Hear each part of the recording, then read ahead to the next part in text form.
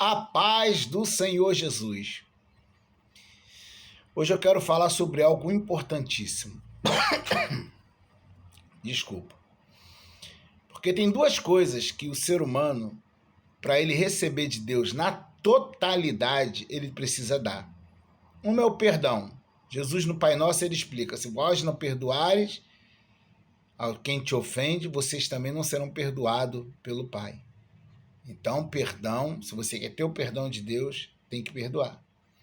E a outra coisa é a misericórdia.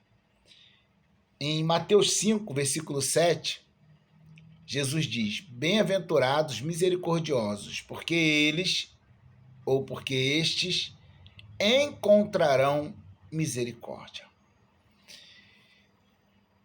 O nosso pressuposto de conduta com as pessoas, o nosso modelo de conduta com o próximo, é da maneira que Deus nos trata. Quantas das vezes nós erramos todos os dias? E quantas das vezes nós oramos e pedimos a Deus perdão, e mesmo Deus não concordando com o nosso erro, Ele nos perdoa.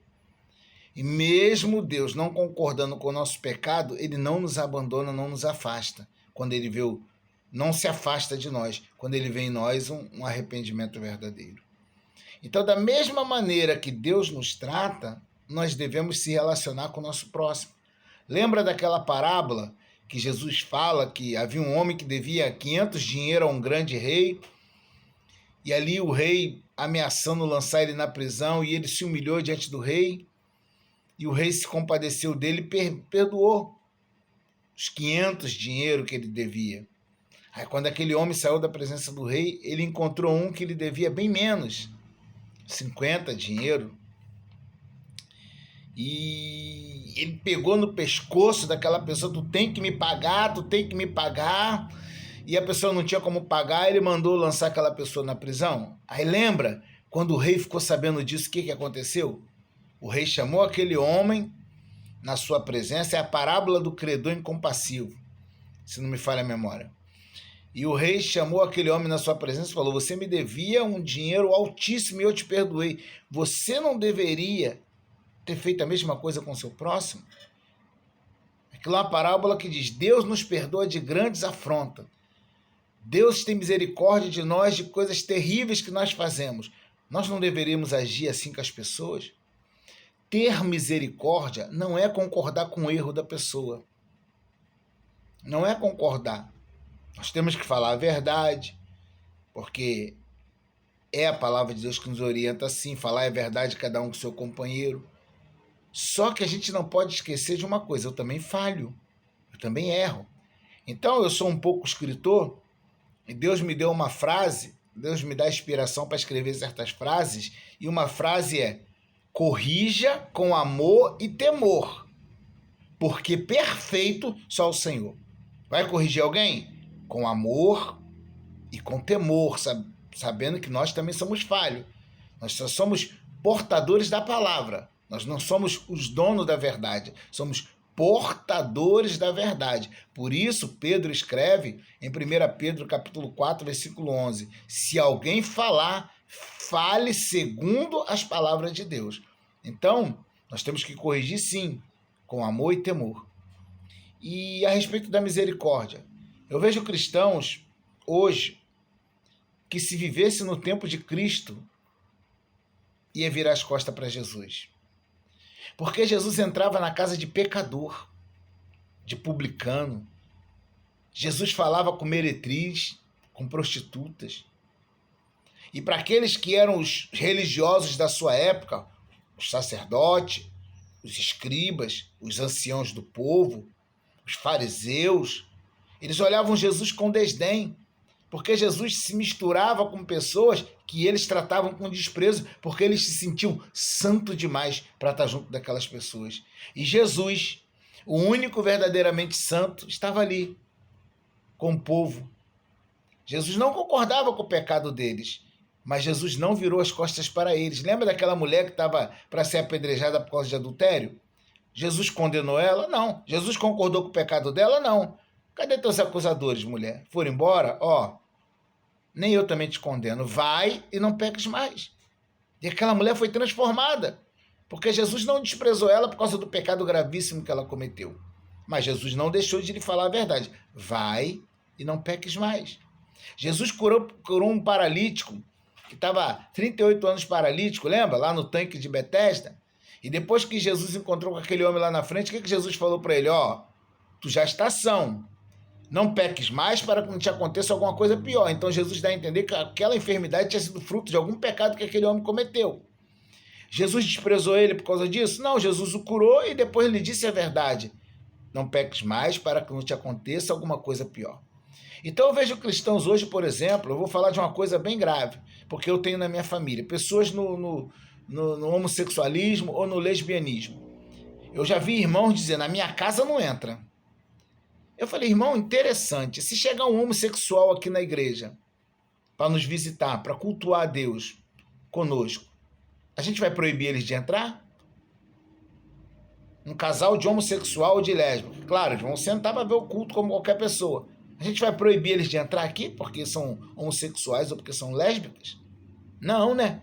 Mas na minha casa ele não pode entrar. Quer dizer que a minha casa é mais santa do que a casa de Deus? Será mesmo? Porque tem coisas que nós, às vezes, falamos dentro de nossas casas ou fazemos que nós não temos coragem de falar na igreja nem fazer na igreja. Então as pessoas não impediriam um casal de homossexual de entrar na igreja com reverência, claro, né? Não estou falando aqueles que vêm para afrontar, como a gente já viu o caso de estar um grupo de cristãos, um congresso reunido, um pastor pregando e um casal de lésbica se beijar no meio do culto para afrontar o pastor. Se não me falha a memória, o pastor Marco Feliciano passou por isso. Então, não estou dizendo isso, mas ali um casal, 2 homens, 2 mulheres que são, digamos assim, um casal, né? E aí eles entram na igreja, a gente vai expulsar? Não. Mas se for alguém da minha família, eu não posso receber na minha casa porque eu estou concordando com o erro? Não, irmão. Concordar com o erro é a gente dizer que não tem nada a ver o que é pecado. É chamar o certo de errado e o errado de certo. Então eu tenho pessoas do meu convívio, da minha família, que estão nessa situação.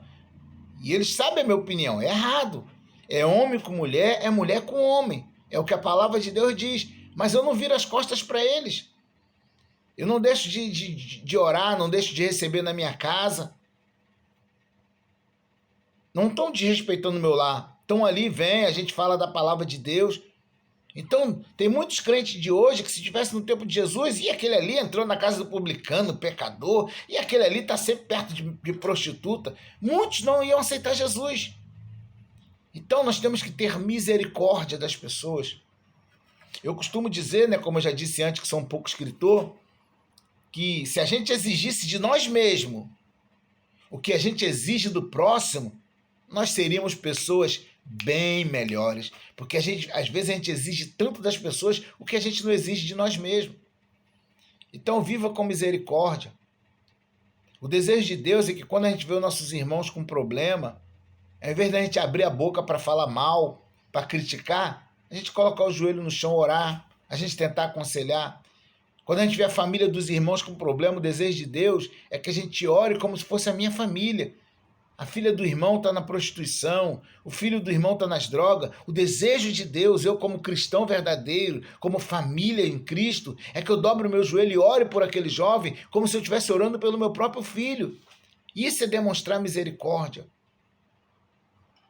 Isso é demonstrar compaixão. Não é ficar falando mal da família do irmão. Então, vamos viver com um pouquinho mais de misericórdia no coração. A gente está vivendo um tempo tão difícil. Eu sei que Jesus falou que o amor ia se esfriar. Hoje as pessoas estão tendo mais misericórdia de um animal do que de um ser humano. A gente coloca lá um pratinho de água, com ração na nossa porta, nas nossas calçadas. Tem até campanha na internet para isso. Eu não sou contra não, porque um provérbio diz que o justo ama os seus animais. A gente se compadece às vezes de um animal. Mas a mesma pessoa que tem coragem de botar água, botar uma ração para um cachorrinho, por exemplo, se ela vê um mendigo vindo em direção à sua porta na intenção de lhe pedir um prato de comida, ela fecha a porta antes que o mendigo chegue até ela. Então a gente está se compadecendo mais de um animal do que de um ser humano. Essa é a geração que nós estamos vivendo. Mas o amor de muitos ia se esfriar, não disse de todos. Então faça parte daquela minoria que ainda ama, que ainda perdoa, que ainda tem misericórdia do seu próximo. Que Deus te abençoe.